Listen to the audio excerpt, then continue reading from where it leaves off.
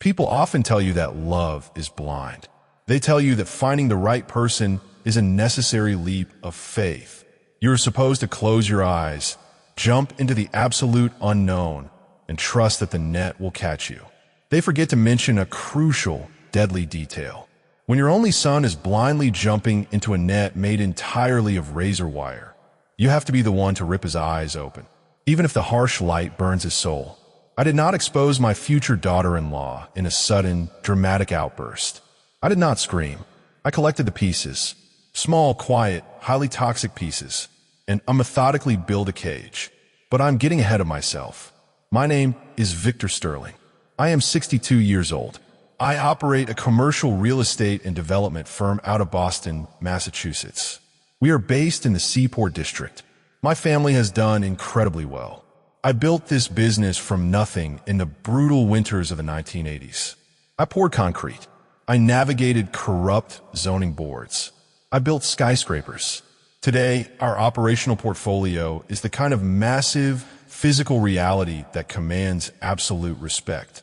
But the money was never the actual point. Family was the point. Always family. We are a quiet, fiercely loyal bloodline. My wife passed away 7 years ago. She left me with one primary directive: protect our son, Nathan. Nathan is 34 years old. He is a brilliant architectural engineer. He designs buildings with flawless structural integrity. But in his personal life, he lacks my ruthless edge. He is kind. He is trusting. He sees the absolute best in everyone. In the corporate world, that is a fatal vulnerability. In love, it is a death sentence. He had dated seriously twice before. Both times ended quietly. Two adults realizing their blueprints for the future simply did not align. Then, he met Serena. Serena was 32. Nathan met her at a high-end charity gala for Boston Children's Hospital. Within 3 months, my son was completely, hopelessly gone over this woman. I had never seen him so embarrassingly happy. She walked in my house for Sunday dinner wearing a minimalist, tailored Chanel dress. It easily cost $4,000. She was radiant, polished, flawless. She drank my vintage 1998 Cabernet Sauvignon with the casual ease of a woman who had spent her entire life in country clubs. She told me her name was Serena Kensington. She claimed she was the only daughter of a wealthy tech family from the West Coast. She spoke eloquently about summers in Napa Valley. She dropped names of exclusive boarding schools. She carried herself with a particular kind of aristocratic polish that was designed to completely disarm a wealthy family like mine. Nathan was mesmerized. I sat at the head of my heavy mahogany dining table. I watched her. I'm a man of metrics. I understand foundations. And the foundation of Serena Kensington was too perfect. It lacked the natural, rough friction of human reality. When I asked her specific questions about her father's tech firm, she deflected flawlessly. She pivoted the conversation back to Nathan's architectural awards. She was incredibly warm. She was charming. She made my son feel like a king.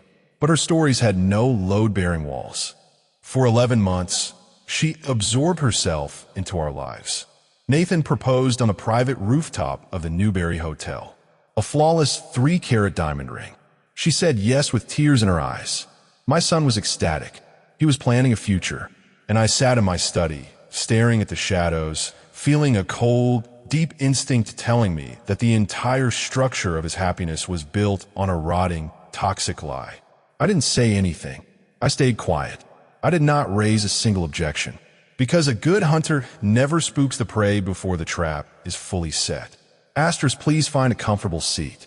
This story is going to take you somewhere very dark and very calculated. Hit that like button and drop a comment below letting me know where you're watching from. Trust me, you're going to love it here. Asterisk. I did not hire a private investigator immediately. I simply made a phone call. At 6 a.m. on a Tuesday morning, I sat in my home office. The Boston fog was thick outside my window. I dialed the private, encrypted number of Silas Vance. Silas is 58 years old. He is my chief legal counsel. He is a ruthless legal shark who has navigated the treacherous waters of corporate espionage for 2 decades. Silas, I said, My voice was entirely void of emotion. I need a comprehensive structural analysis on my future daughter-in-law.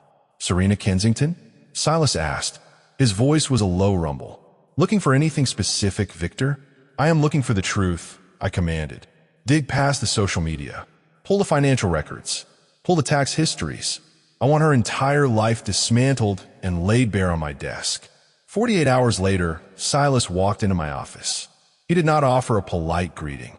He simply dropped a thick, heavy manila folder directly onto my desk. The sharp smack echoed in the quiet room. The Kensington identity is a ghost, Victor, Silas said coldly. She legally changed her name 3 years ago in California. Before 2021, Serena Kensington did not exist. I opened the folder. Her real name is Samantha Hayes, Silas continued. She does not come from Silicon Valley money. She comes from Fall River, Massachusetts, about an hour south of here. Her parents are not tech billionaires. They are blue-collar workers, and they are currently drowning in debt. I stared at the stark black text on the background report. The elegant, aristocratic illusion completely shattered. She was a high society imposter.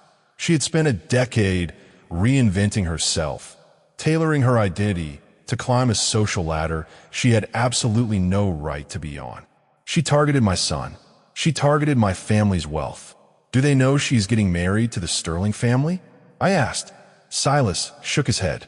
According to the digital footprint, she severed all contact with them exactly 3 years ago, right before she changed her name and moved to Boston. I closed the folder. The sorrow for my son's broken heart was entirely eradicated. It was instantly replaced by a pure, glacial wrath. I did not tell Nathan. If I told him now, his soft heart would demand an explanation from her. She would spin a sympathetic lie. She would cry. She would manipulate him into believing she lied out of shame or fear. I needed undeniable, absolute proof. I put on a dark wool overcoat. I left my office. I got into my armored Mercedes S-Class. I drove south on Route 24. The drive to Fall River was a descent into a completely different world. I left the gleaming glass skyscrapers of Boston behind. I entered a town of decaying textile mills and fading infrastructure. I followed the GPS to a narrow, cracked street lined with modest, aging houses. I parked my Mercedes in front of a small, weather-beaten home. The paint was peeling off the porch. A rusted Ford pickup truck sat in the driveway. This was the grand ancestral estate of Serena Kensington. I stepped out into the biting autumn wind. I walked up the cracked concrete path. I rang the doorbell. An older man opened the door. He was in his late 60s. He wore a faded flannel shirt and stained work boots. His hands were thick and calloused from decades of hard physical labor. His face was lined with deep, heavy exhaustion. He looked at my tailored suit and my expensive watch. He squinted in that cautious way people do when a wealthy stranger stands on their porch. "Can I help you, sir?" he asked. His voice was rough, hesitant. "My name is Victor Sterling," I said, keeping my tone perfectly civil. "I am looking for Arthur and Martha Hayes. I am here regarding your daughter, Samantha." Arthur Hayes went entirely rigid. The blood drained completely from his weathered face. He did not look angry. He looked terrified. "Martha," his voice broke. He turned toward the dark hallway. "Martha, come here." A woman appeared. She wiped her hands on a faded dish towel. She had kind, tired eyes. When she heard I was there about her daughter, she began to visibly tremble. They invited me inside. The house smelled of cheap bleach and old coffee. The living room was modest. Worn furniture, faded carpets, but the mantel above the fireplace was completely filled with framed photographs. School pictures, a high school graduation photo. It was Serena, unpolished, real, standing between Arthur and Martha. Arthur's calloused arm was wrapped tightly around her shoulders. Martha's face was glowing with absolute pride. These are not toxic, abusive parents. These were people who deeply loved their child. We sat at a small kitchen table. Martha poured me a mug of cheap drip coffee. Her hand was shaking violently. The true story came out carefully, methodically.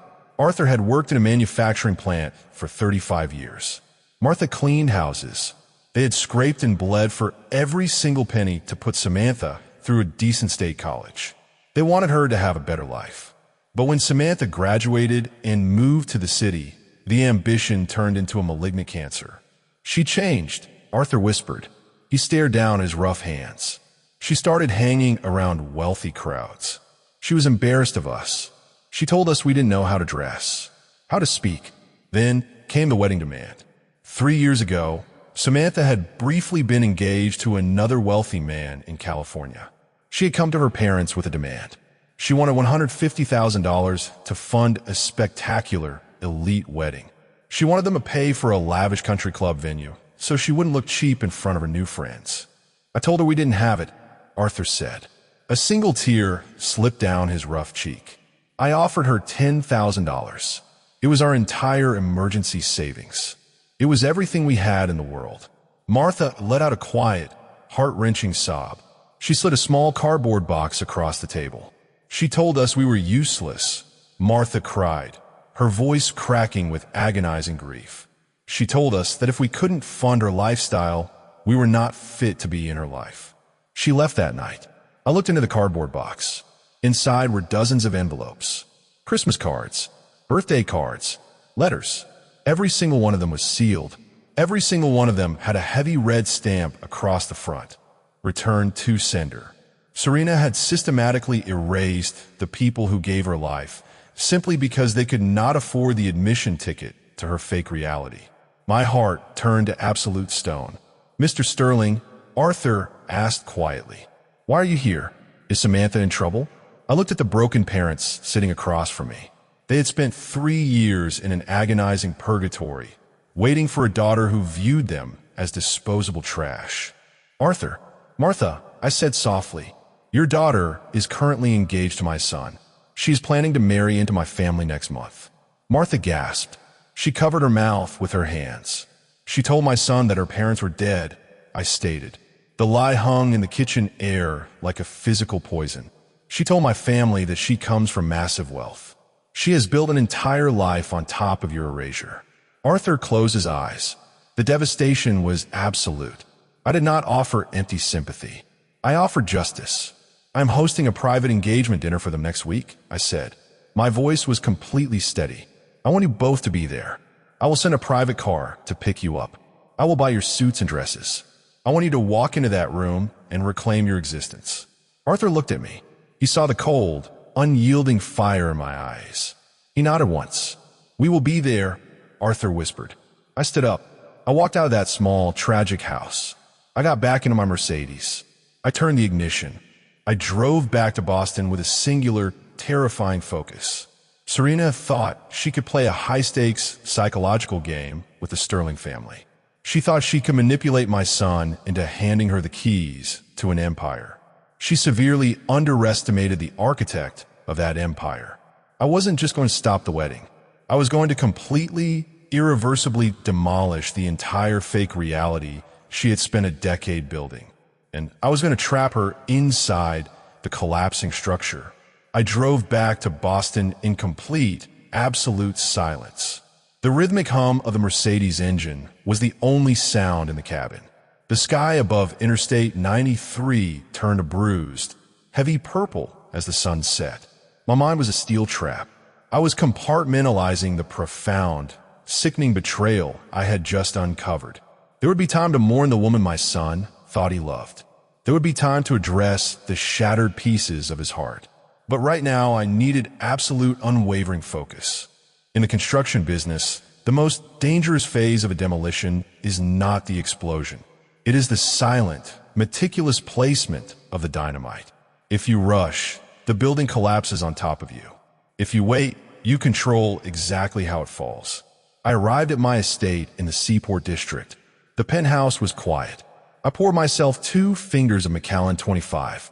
I stood by the floor-to-ceiling windows looking out over the harbor. I did not call Nathan. The first rule of any hostile negotiation: the man who reacts first almost always loses. Let them finish the lie. A half-told lie is just an argument. A fully told lie is a legally binding confession. My phone buzzed on the marble counter at exactly 8:15 p.m. It was Nathan. I let it ring 3 times. I took a slow sip of my scotch. I cleared my throat. ensuring my voice carried the warm, supportive tone of a proud father. I answered. "Nathan," I said smoothly. "How was your evening?" "Dad."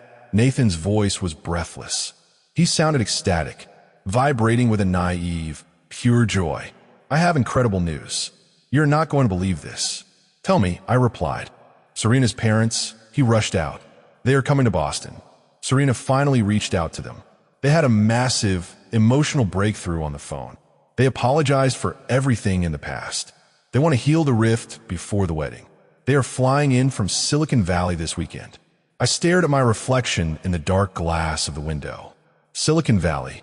Just 4 hours ago, I was sitting in a decaying kitchen in Fall River, watching a retired factory worker cry over a box of returned birthday cards. Her real parents were 70 miles away, drowning in debt, which meant the people flying in from California were not her parents. Serena was not just a liar. She was a master architect of deception. She was actively building the next floor of her elaborate illusion. She had realized that my family, the Sterling bloodline, would never fully accept a marriage without meeting the in-laws. The pressure was mounting, so she did what any cornered, desperate fraudster would do. She hired actors. "That is wonderful news, Nathan," I said. My voice did not waver, not a single fraction of a decibel. "I know how much this means to Serena. And to you." "It means everything, Dad," Nathan said. "They want to meet you. They want to do a formal dinner this Saturday night." Serena is looking at booking a table at Grill 23. "Absolutely not," I intervened smoothly. "This is a momentous occasion, Nathan. Two families coming together. We do not do this in a crowded, noisy steakhouse." I paused, letting my authority settle over the line. "I will host the dinner," I commanded politely. "I will book the private wine cellar room at the Federalist in Beacon Hill. It is exclusive. It is completely private. Tell Serena I insist on taking care of her parents properly." "Dad, that's incredibly generous," Nathan said, deeply moved. "Thank you. Serena is going to be so thrilled." "I'm sure she will be," I whispered. I hung up the phone. I took the final sip of my scotch. Serena thought she was playing chess against a soft, old widower.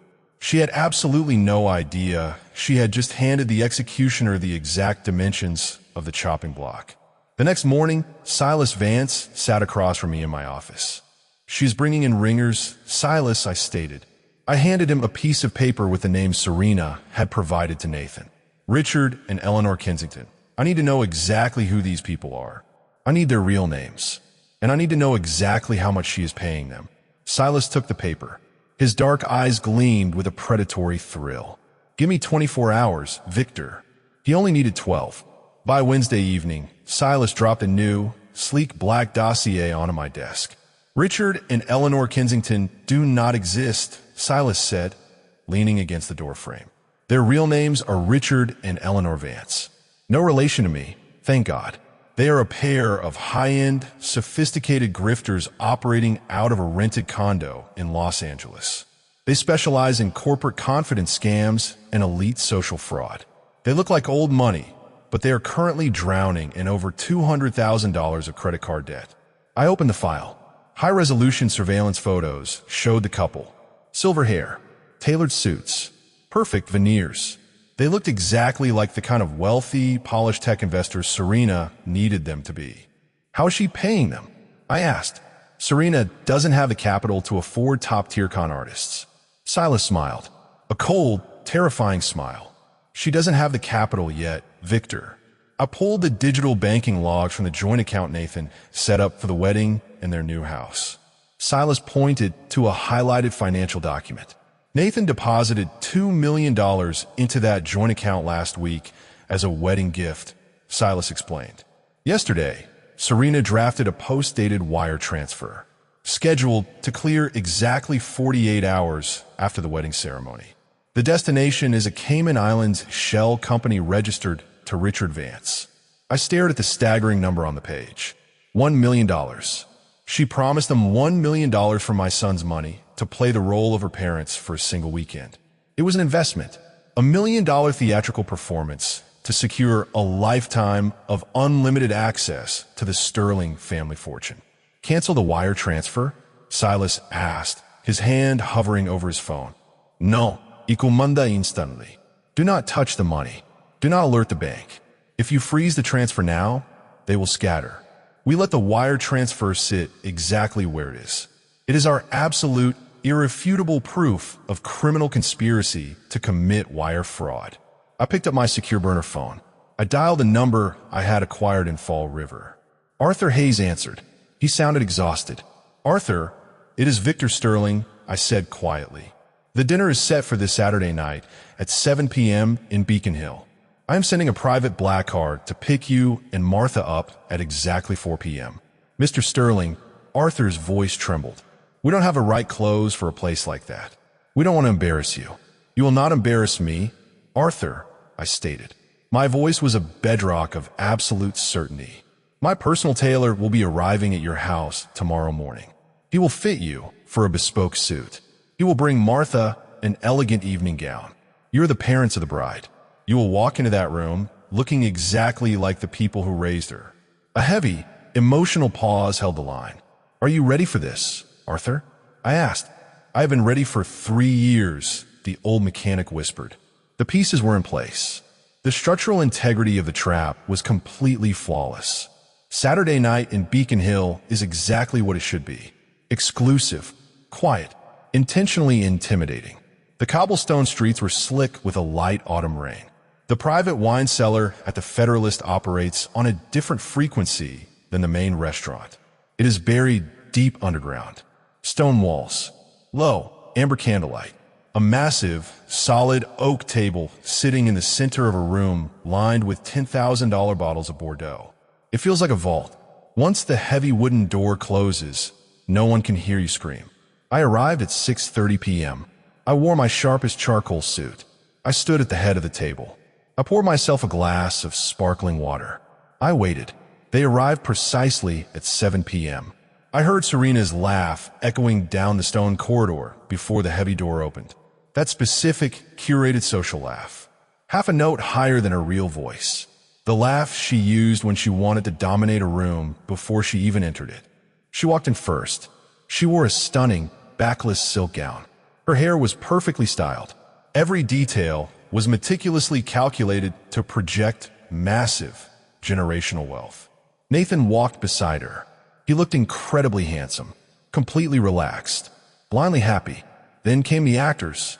Richard entered with the easy, arrogant confidence of a man who had never once doubted his right to be in a room. Silver hair perfectly coiffed. A counterfeit Patek Philippe watch gleaming on his wrist. Eleanor followed, gracious and polished, wearing a string of heavy pearls at her collarbone. They were magnificent, genuinely, terrifyingly magnificent. If I did not have their criminal records sitting in my briefcase, I would have believed they owned half of Silicon Valley. Serena practically floated toward me. She kissed my cheek. Victor, Serena whispered warmly. This room is incredible. Thank you so much for hosting us. This means everything to me. I know it does, Serena, I replied. I smiled. It was a cold, perfectly dead smile. That is exactly why I arranged it. She heard a compliment. I meant something else entirely. Victor, it is an absolute honor, Richard said. He extended a manicured hand. His grip was firm, practiced. Serena has told us so much about the Sterling Empire. Your work in the Seaport District is legendary. Thank you, Richard, I said, shaking his hand. And I have heard fascinating things about your tech ventures out west. We sat down. The private waiter poured a 2010 Chateau Margaux. The 5-course dinner commenced. For the first 45 minutes, I watched a masterclass in psychological manipulation. Serena performed with a fluency that, under any other circumstance, I would have found genuinely impressive. She laughed at Richard's observations a half-beat too quickly. She referenced fabricated childhood memories with Eleanor. Trips to the Alps, summers in the Hamptons. Eleanor tracked along beautifully. She played the warm, slightly overbearing, wealthy mother to absolute perfection. Richard asked Nathan questions about structural engineering, acting exactly like a protective billionaire father vetting his future son-in-law. The entire table was a highly choreographed stage play. I ate my filet mignon. I laughed at the right moments. I poured the wine. I was, by every visible metric, a completely relaxed patriarch enjoying a joyous family union. But I was hunting. I started dropping traps. Small, hyper-specific questions designed to test the load-bearing capacity of their lives. "So, Richard," I said casually, setting my silver knife down. "I was actually out in Palo Alto last month, looking at a commercial property right off Sand Hill Road. I imagine your firm has significant holdings in that sector?" Richard did not flinch. "We do, Victor. Though the zoning laws out there are becoming increasingly draconian. We've been shifting more capital toward Austin." Flawless pivot. He had done his research. "Fascinating," I murmured.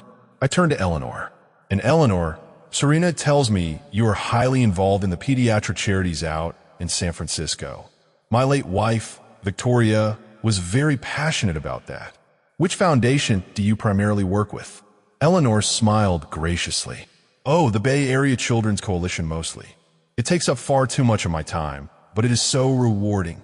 There is no Bay Area Children's Coalition. I made it up in my head exactly 4 seconds ago." "That is wonderful," I said. I picked up my wine glass. I looked directly at Serena over the rim of the crystal. She was glowing, victorious. She truly believed she had completely conquered the Sterling family. The trap was fully built. The steel jaws were open. She had just walked directly into the center and smiled. It was time to pull the lever. The waiter cleared the dessert plates. The ambient noise of the restaurant above us was completely muted by the thick stone walls. The heavy, polished oak door was closed. I reached into my breast pocket. My secure burner phone vibrated once. A text from my security detail waiting in the alleyway. "The package has arrived." I stood up slowly. I picked up my silver butter knife. I tapped it gently against my crystal wine glass. Asterisk clink, clink, clink, asterisk. The crisp, sharp sound cut through the warm chatter. The table instantly settled. Serena looked up at me. She beamed a full, radiant, triumphant smile. She was expecting a grand, emotional toast. She was expecting me to officially welcome her into the Sterling billionaire dynasty. I let the heavy silence hold for just a fraction of a second longer than was socially comfortable. "I want to thank everyone for being here tonight," I began. My voice was calm, measured. It was the exact tone I used when dismantling a rival CEO in a boardroom. A dinner like this is not just a pleasant evening. It is a declaration. It is the foundation upon which two families merge. I looked slowly around the table, making deliberate eye contact with every single person. "My late wife taught our son that the people you bring to your table tell the world exactly who you are," I continued. My gaze locked onto Serena. "We do not take that lightly. The Sterling family requires absolute authenticity. We require the truth." Nathan smiled proudly. He had absolutely no idea what was happening. "So," I said, my voice dropping an octave, "I wanted to make absolutely certain that tonight, we had the real family at this table." I looked at the heavy oak door at the back of the wine cellar. I gave a single, sharp nod. The door was pushed open, and in walked Arthur and Martha Hayes. Arthur wore the bespoke navy suit my tailor had provided. It fit him perfectly. He stood tall.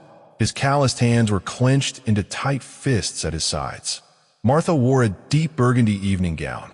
She clutched a small clutch purse. Her chin was held high.